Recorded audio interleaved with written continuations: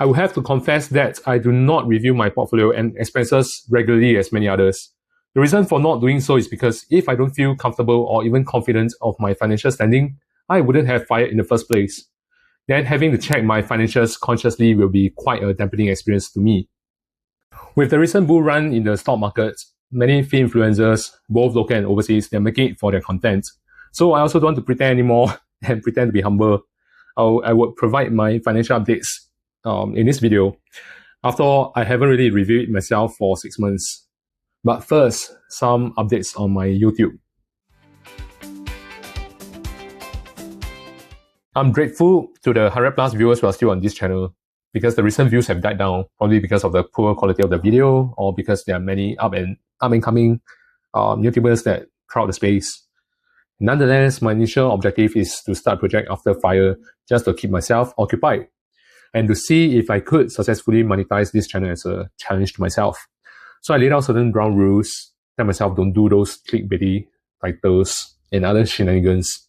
Even though I know it's going to be a recipe for success, I've also turned out an interview by CNA, which I know many YouTubers will be dying to have just for the exposure.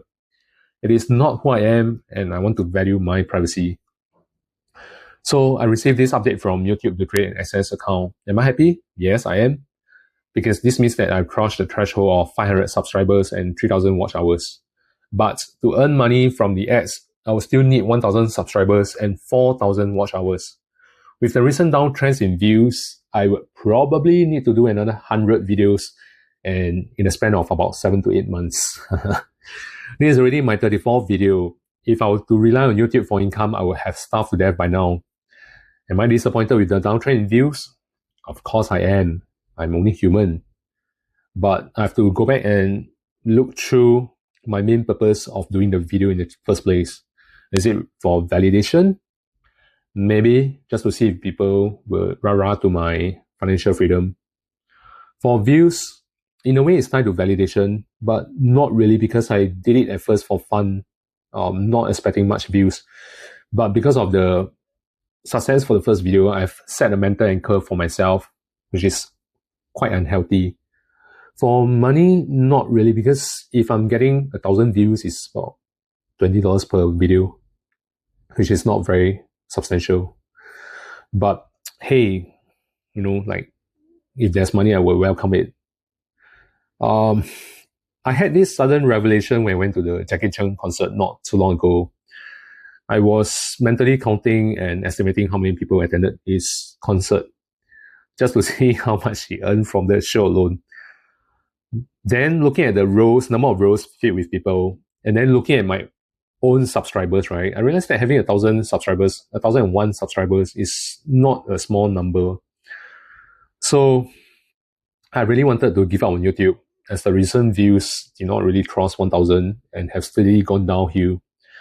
But then I recalled how I felt when there were 100 people watching my first video and how thrilled or excited I was feeling. So perhaps this update from YouTube is really a sign telling me not to give up yet, at least not so soon. What is ultimately important is to show up, you know, do at least one video once a week, even though there's no one watching. But hopefully with more people watching, you know, the analytics will really show up and I can share with you more interesting stuff, some of the inside workings from YouTube. I haven't really looked at some of the features that they have for traders like myself to reap money off you. There are like loyalty badges that you could pay just to put a very cute badge on you, and there's emojis that you can buy and use. There's also members only videos and discounted merchandise that I could sell to you. So I could even have gameplay review.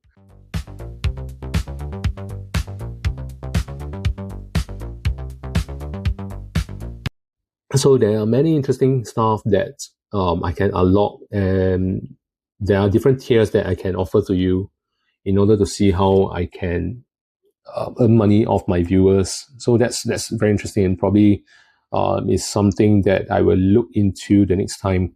Probably not now. Not now is a bit pointless. I only have like 100 plus viewers, so I think it's quite pointless. And without further ado, let's jump into my portfolio for the year-end update.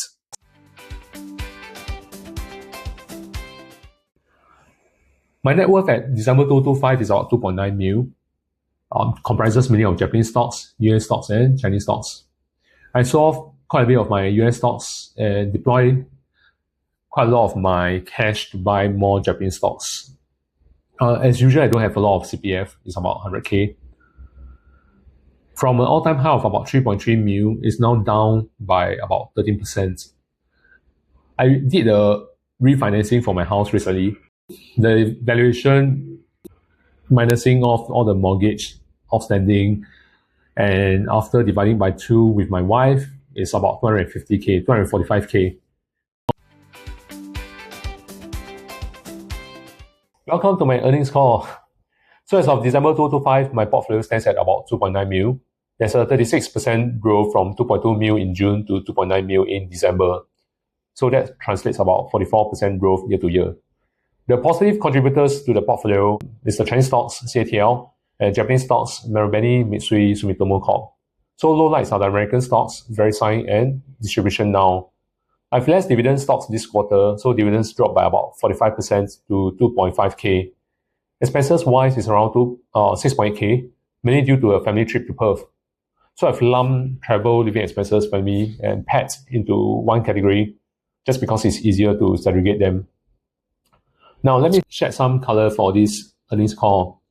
So the strong portfolio returns are driven by outperformance in Japanese equities, supported by improving corporate governance and favorable macro conditions. And lower than expected dividend income attributed to reduced exposure to high yield dividend paying stocks in favor of long-term capital appreciation assets. And elevated personal expenses during the period due to an 11-day family trip to Perth. And this is consistent with our commitment to international family experiences alongside with financial discipline. All the crap. So, by now, can you guess which Fortune 500 company template did I seek my inspiration from? And am I happy with the portfolio results? Both yes and no. I'll think that 3 million or 30 million doesn't make a difference to my lifestyle. Okay, sorry, probably not. 30 million, I will probably reconfigure my life based on the amount that I have.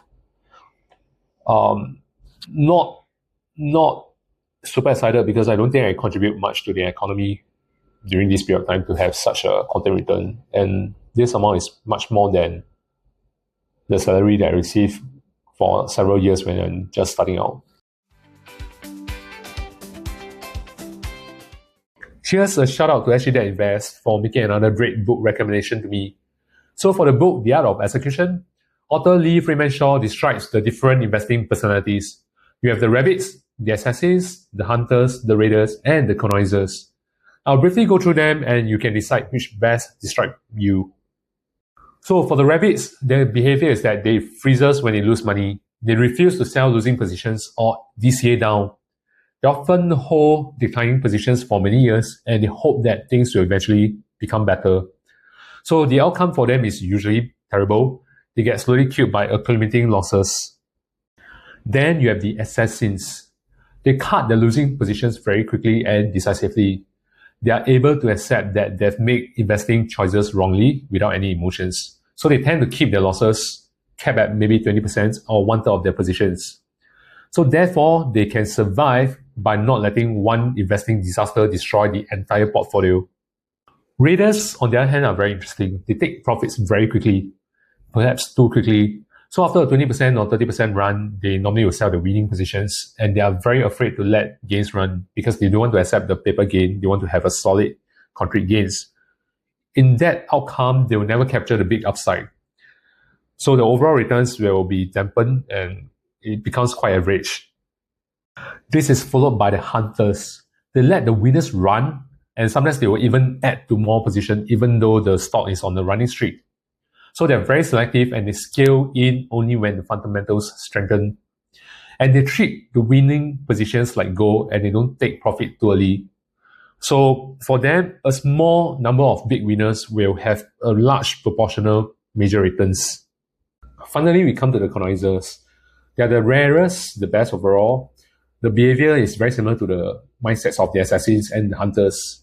When it comes to losers, they'll cut very aggressively. And if they see any winning positions, they'll add add on to them intelligently.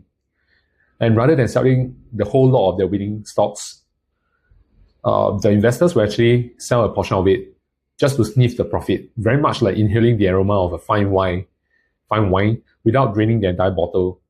So the outcome for them, they consistently rank among the best performers. If you look at my past 6 months performance, you might think that I'm an investing guru, but nothing is further than the truth, because a rising tide lifts all boats, right? So if you look at IBM, which I've held for like 10 years, it is only very recently that the stock recovered and went on to do very well and reaches its all-time high.